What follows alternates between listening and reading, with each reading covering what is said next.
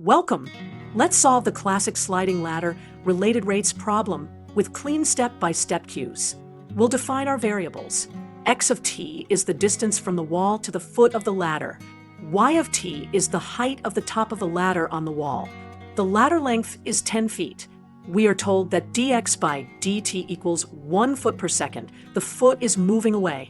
At the instant when x equals 6 feet, we want dy by dt, which will be negative because the top slides down. Step 1. Write the geometric relation using the Pythagorean theorem. X squared plus y squared equals 10 squared, which is 100. Step 2. Differentiate both sides with respect to time. Take d by dt of x squared plus y squared equals d by dt of 100. Using the chain rule, this becomes 2x times dx by dt plus 2, y times dy by dt equals 0. Step 3. Solve algebraically for dy by dt.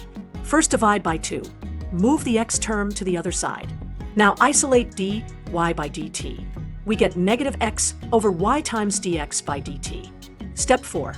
Plug in the known values, but first compute y at x equals 6.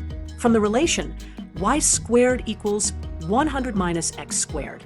Plug in x equals 6 to get y equals 8 feet. We also use dx by dt equals 1 foot per second. Step 5. Substitute and compute the rate. dy by dt equals negative x over y times dx by dt. Substitute x equals 6, y equals 8, and dx by dt equals 1. This equals negative 6 over 8, which is negative 3/4 feet per second. The negative sign tells us the top is moving downward.